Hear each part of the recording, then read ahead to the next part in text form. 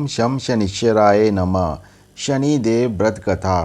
पूर्व समय में एक बार नैमिषारण्य वन में ऋषियों का समागम हुआ। इस समागम में श्री सूत जी से शौनकादि ऋषियों ने पूछा कि हे महर्षि, आप हमें शनिदेव की कथा और महिमा का वृत्तांत कहें, जो हम ऋषियों को सुनने की परम इच्छा है।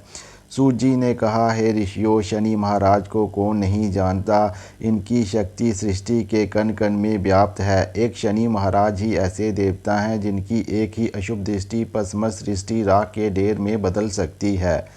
आप लोगों को शनि देव महिमा की कथा सुनाता हूँ, जो समस्त प्राणियों को सुखी संपन्न करने वाली और हर प्रकार के कष्ट और बाधाओं को मिटाने वाला है।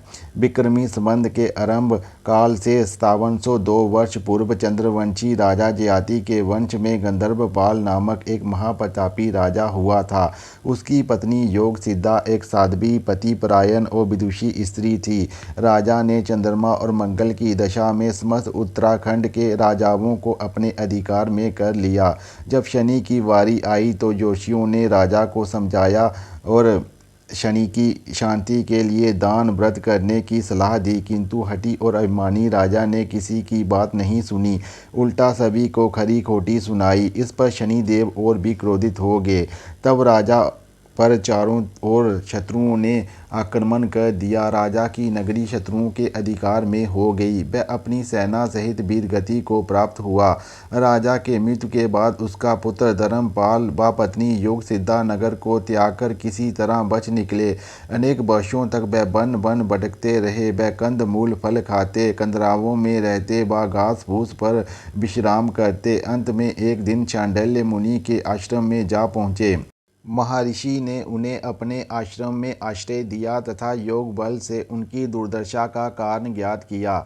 मुनि ने कहा, हे महारानी जी, आपके वैभव को नष्ट भ्रष्ट करने वाला शनिदेव है।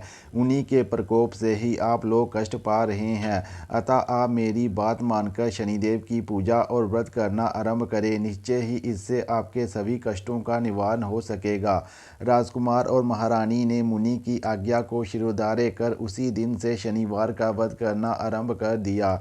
मुनि के कथनानुसार दोनों भगवान शंकर व शनि की पूजा करते। धूप दीप नैवेद्य से पूजा करने के बाद पीपल के वृक्ष में कच्चा सूत को लपेटकर फेरी देते।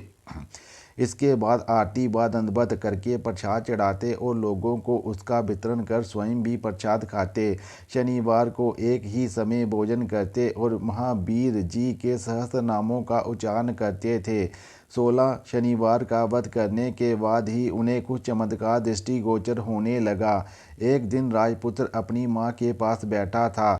वह पिता की याद में दुखी था और बार बार शनिदेव को उलाहना दे रहा था।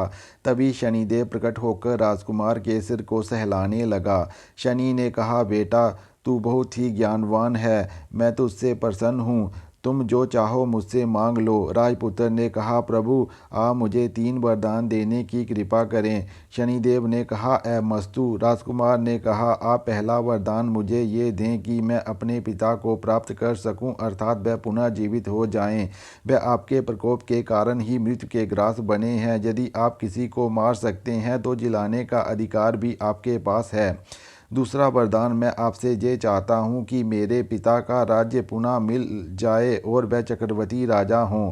तीसरा वरदान, मैं ये चाहता हूँ कि अब आपका प्रकोप मेरे परिवार पर ना हो। इसके साथ ही साथ आप हम सब की रक्षा करें। इतना कहकर राजकुमार ने मौन होकर शनि के चरण को पकड़ लिया। शनिदेव ने मुस्कुराते हुए सिर हिलाकर अपनी सहमति प्रकट कर दी और मंत्र बल से राजा गंधर्वपाल को प्रकट कर दिया। महाराज के प्रकट होने के बाद ही देखते एक विशाल सेना भी तैयार हो गई। राजा ने अपने पुत्र और धर्मपत्नी के साथ अपनी राजधानी की ओर प्रस्थान किया। वहां के राजा ने एक विशाल सेना को देखकर आत्मसमर्पण कर दिया। महाराज ने उसे क्षमा कर दिया और प्राण दान देकर राज्य से निकल जाने को कहा। तत्पश्चात अपने बेटे को वहां का राज्य सौंपकर रानी सहित तपस्या करने के लिए वन में चले गए।